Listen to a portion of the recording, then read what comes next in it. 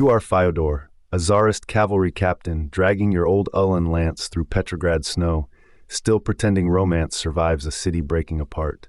Your lance is splintered and blackened, absurdly lashed as a stretcher handle to a scorched war machine-shaped nightmare no one should recognize in 1917.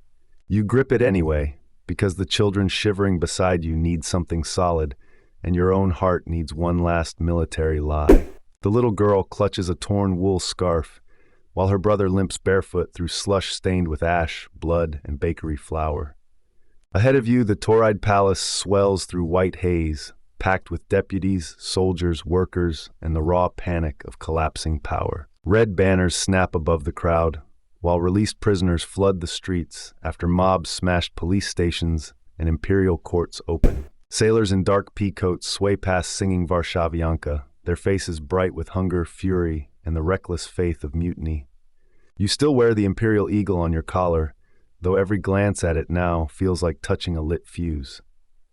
Somewhere behind you, mounted police have vanished, gendarmes have been disarmed, and whole regiments are refusing the Tsar's commands. Your horse follows on 3 shaking legs, flank torn open by splintered tram rails, eyes rolling as if it understands empire better than you do. You remember swearing loyalty to Nicholas II, then hearing that even the Volinsky regiment fired on officers and joined the uprising. At the palace gates, soldiers in greatcoats level rifles, not at Germans but at Russians who yesterday still called each other comrades. A man in a leather jacket steps from the crush, sees your collar insignia and smiles like history has already chosen.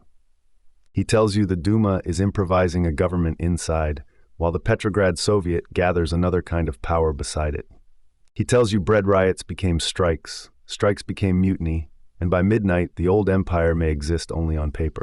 The boy stumbles, and your horse nearly folds beside him, steam pouring from its nostrils like a soul trying to escape.